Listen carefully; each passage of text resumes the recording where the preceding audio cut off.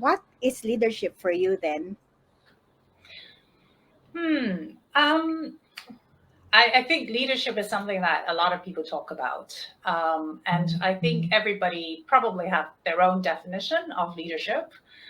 Um, I guess, if you talk about nowadays, right, we're looking at a lot of diverse teams. We're looking at a world that's getting more complicated.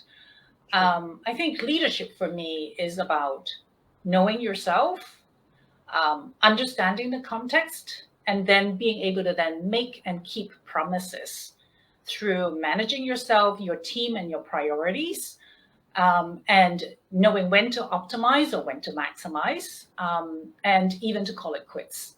So it's really, in a nutshell, it's about being able to focus on the right things to do and having people follow your lead to do the right things.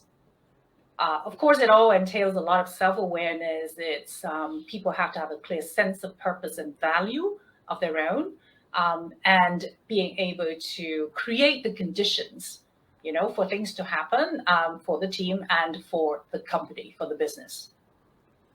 What would you say would be the top three problems that leaders would normally face? Well, I will go back to my abundance theme, right? I think the number one problem these days is there's plenty of abundance. So, how do you capture and manage these opportunities? How do you conceptualize it?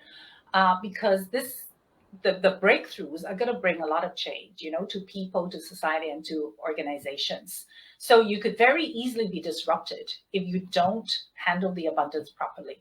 So, I think that's number one.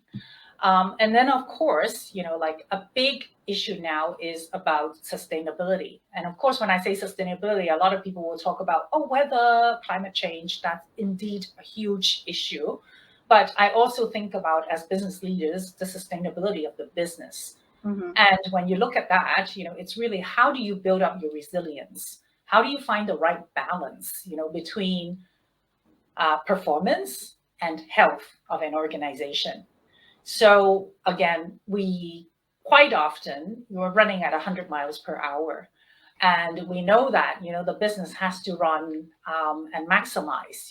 What you're paying rent, you have these customers, you have the demand, so you're really running very fast, and you're really maximizing the use of your resources. But you have to also make sure that you're replacing your resources. You have backfill for it.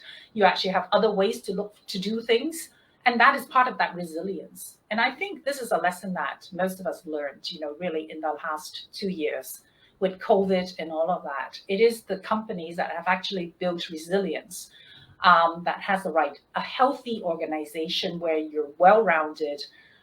You have, the right resources, you have the right backups.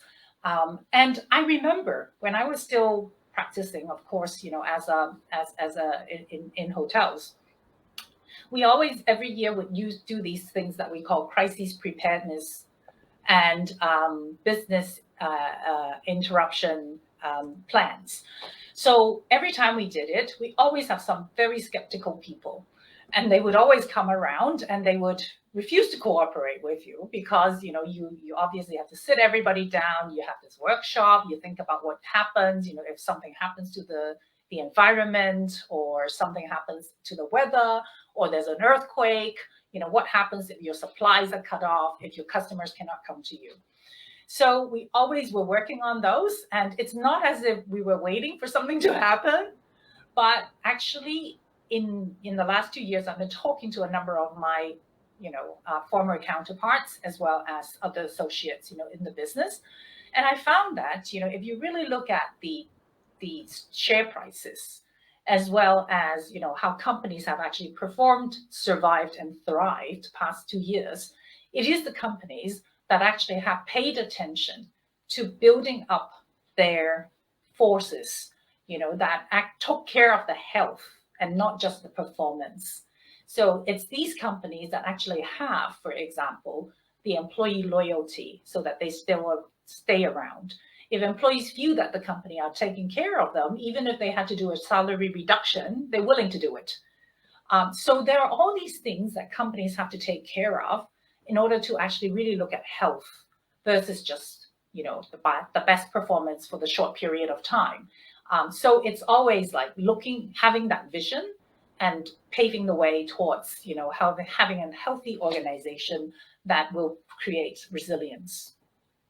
What are the important leadership capabilities and skills that they must have in this new reality, as you've mentioned, to continue to lead effectively? Well, since we talk about the new reality being so much change, right? So some of the other things that leaders really have to deal with is about how to handle change. With so many things happening around us and so many things that we don't really have direct control over. So I think people know that they have to be prepared for change all the time. And they also know that change possibly is needed when they see, adjacent industries being disrupted. They see, companies may be having a difficulty, with economic challenges, with inflationary pressures. So that is all happening.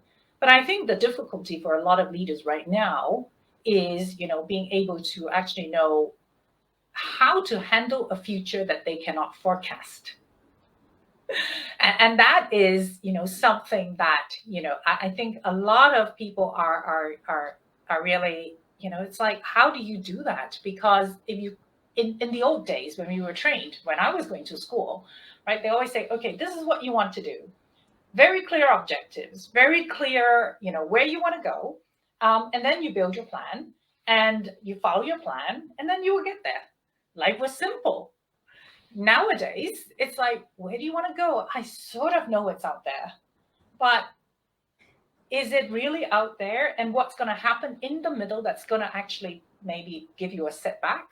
And then maybe other things that might actually push you forward, but you actually don't know until they happen. And so basically, I think one of the leadership qualities that people really need to have these days is about adaptability. The adaptability is what I would actually call, the ability, to do a number of things, such as being able to, course correct. Because if you see something is going wrong, then you actually need to be able to course correct yourself. That also, it means that you have to have that humility, of course, that honesty with yourself, that confidence in yourself that you can course correct and you can admit that you're wrong. But the whole bit about adaptability is that, if you look at what's happening today, a lot of, I think it was some statistics on McKinsey that I was reading that in the next 5 years, 85 million jobs will be lost because a lot of these jobs will be outdated. People don't need them anymore. We talk about, technology and all of that. But the good thing is that actually 97 new jobs will be created.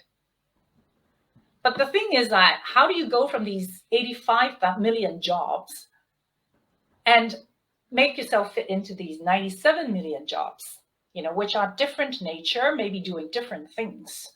And also, if you think about all the people who need to change employment, who actually need to acquire new skills, and when actually all of this is happening, what are the organizations doing about it? How the organizations are adapting themselves then, to this new reality again, where, you have disruptions, where you have different things changing, where you have, Airbnb suddenly coming into the hospitality scene. So when all of this is happening, the big quality that I really think that leaders really need to have now is to have that adaptability, in terms of how do you actually adjust? And I remember somebody told me before that I think it was one of the encyclopedias that actually associated adaptability with intelligence. So in a way, if you're more adaptable, it really does mean that you're more intelligent. And that's how people actually can survive, with, increased adaptability. And so if you really think about this also, with how people need to be able to, I'm not saying work around things, you have to be able to, so the word is, it's not to react, but to be able to respond. Yes. That's one thing about being adaptable. Another thing about being adaptable is, how do you unlearn, for example? There's a very famous book called What Got You Here Is Not Going to Get You There. So, how do you then unlearn what you have learned before that has worked for you before? And how do you let go, of some old principles or things that are not as relevant anymore? How do you, yes, improve your own resilience so that you can bounce back faster? How do you actually make yourself being able to relearn things much faster? How do you have mental flexibility, for example, to hold really opposing thoughts in your head and still be able to operate and not go into a, uh, like a robot, being given opposing commands, because things are going to look like, they're going to be opposing, but these are the things that are happening simply because things are changing so fast. So how do you actually entertain old thoughts, hold new thoughts, learn new things? So all of this is what I would call adaptability, and that is, a quality that I think everyone needs.